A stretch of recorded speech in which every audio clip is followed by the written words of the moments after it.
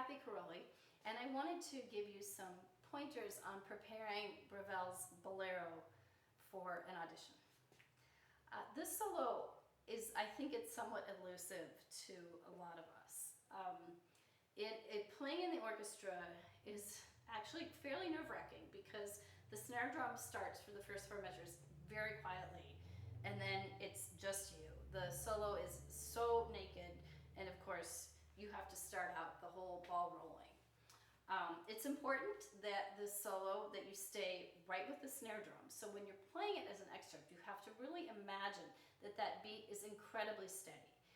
I do like to think of stretching against the beat, but not actually slowing down the tempo. So the first thing I would do is for sure find out what that tempo is. And of course the rhythm, yum, baka-da-dum, baka-da-dum, bum, bum, baka-da-dum, baka-da-da-da-da-da-da-dum. 72 I think is a pretty good metronome marking for it. The next thing is to establish the quality of sound that you want. Much like Afternoon of a Faun, I think about having a lot of core in my sound but playing very, very softly.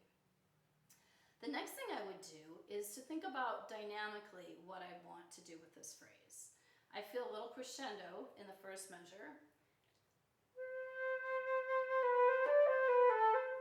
growing a little bit on the first C and maybe coming up with a contour into the second measure, or I should say into the third beat of the first measure, and then back down to the downbeat of the second measure so I can lift off that next C.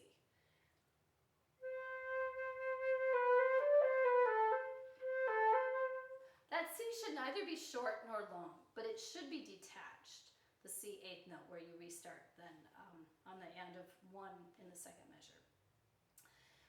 Another thing is that I like to do is I put down my second and third finger of my right hand for the opening C. I just find that it helps me to get to the D a little more easily without any sort of jarring of the flute.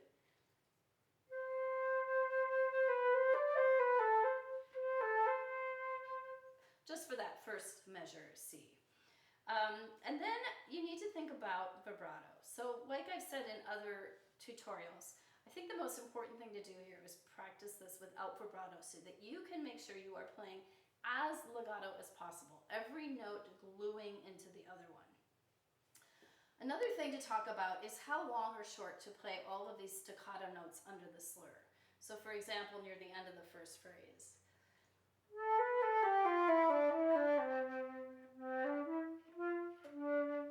I like to think of tapers. So I have a clear attack, but a very nice diminuendo. It's not exactly detached, but it's certainly not connected. Or here.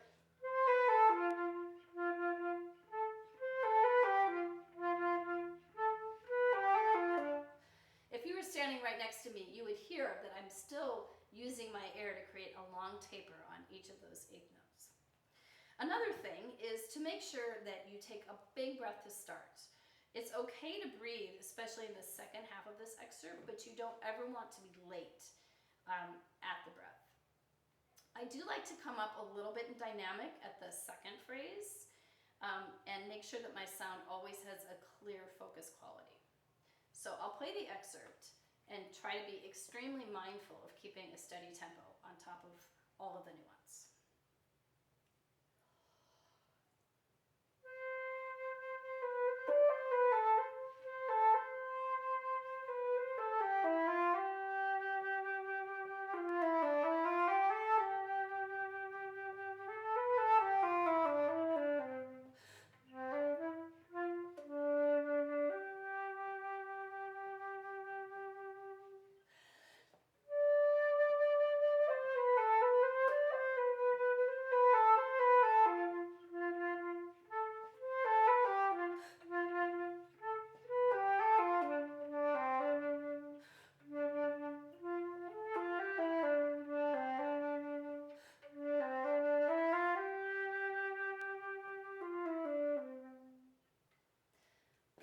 About this excerpt is that I think it's important not to do too much with it. Keep in mind, it is the first iteration of many.